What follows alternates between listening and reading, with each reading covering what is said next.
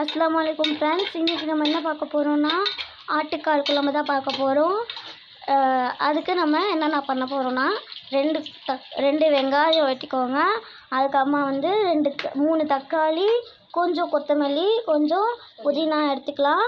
அப்புறம் பச்சை மிளகா கொஞ்சம் 3 பீஸ் எடுத்துக்கலாம். அப்புறம் இஞ்சி பூண்டு பேஸ்ட்டு கொஞ்சம் எடுத்துக்கலாம். அப்படியே நம்ம போட்டுக்கலாம். வெங்காயம் நல்லா ரெடி பண்ணோன்னே வெங்காயத்தில் போட்டுக்கலாம்.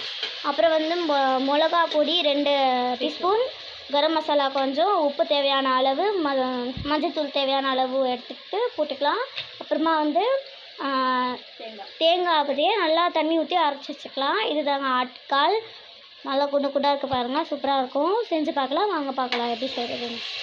இந்த மாதிரி எண்ணெயை ஊற்றிட்டு ஒரு கடாயில் அதை பேனில் வச்சுக்கோங்க. அப்புறமா நல்லா ரெட்டிஷ் ஆனதுக்கப்புறம் இஞ்சி பூண்டு விழுதை போட்டுட்டு இப்போது நல்லா ஆட்டி விட்டுக்கலாம். தக்காளி இதெல்லாம் நம்ம எடுத்து வச்சோம் இல்லையா, அதை நம்ம போட்டுக்கலாம்.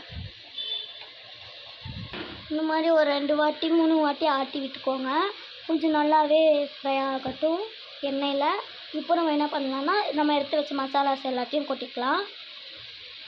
பார்த்துக்கோங்க என்னென்ன கொட்டுறாங்கன்னு சொல்லிட்டு. நல்லா கொட்டிட்டு அப்புறம் கொஞ்சம் தண்ணி ஊற்றிக்கலாம். கொஞ்சம் தான் ஊற்றணுங்க, நிறைய ஊற்றிடாதீங்க. இப்போதைக்கு கொஞ்சம், அப்புறமா ஊற்றிக்கலாம் நம்ம வேணும்னா. நல்லா ஆட்டி விட்டுக்கோங்க, நல்லா கிண்டி விட்டுக்கோங்க. தேவையான அளவு கிண்டி விட்டுக்கோங்க. இந்த மாதிரி நல்லா வெங்காயம் தக்காளிலாம் இந்த மசாலாவோடு சேர்ந்ததுக்கப்புறம் லைட்டாக டேஸ்ட் பண்ணி பார்த்துக்கோங்க, உப்பு எவ்வளோ இருக்கோ என்னமோ. அப்புறமா இப்போது நம்ம அரைச்சி வச்ச தேங்காயை ஊற்றிக்கலாம்.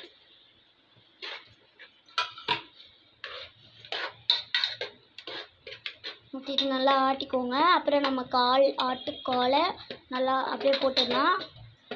போட்டுட்டு இதையும் இன்னொரு தடவை ஆட்டி விட்டுக்கோங்க.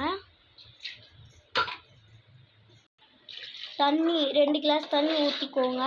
ஆட்டும்போது ஊற்றிட்டு நல்லா ஆட்டி விட்டுக்கோங்க. ஆட்டி விட்டுட்டு இது மூடிடுங்க. மூடிட்டு நம்ம வெயிட் பண்ணலாம். ஒரு 10 or 15 minutes நம்ம வெயிட் பண்ணலாம்.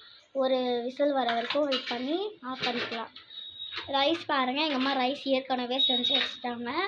இப்போது குழம்பு தான் செஞ்சுட்டு இருக்கோம். ஸோ பார்க்கலாம் எப்படி ஆகுது சொல்லிட்டு. வாங்க ரைஸ் குழம்பு எப்படி ஆயிடுச்சுன்னு பார்க்கலாம்.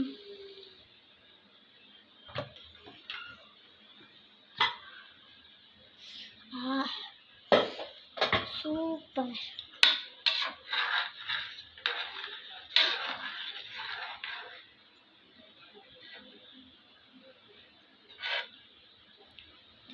எப்படி ஆயிட்டுருக்குங்க, சூப்பராக இருந்துச்சு கைஸ்.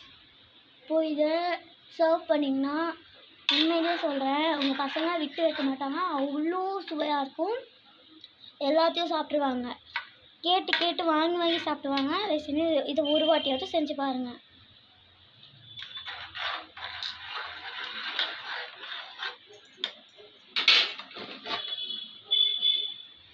ஒயிட் ரைஸோட ஆட்டுக்கால் குழம்பு ரெடி.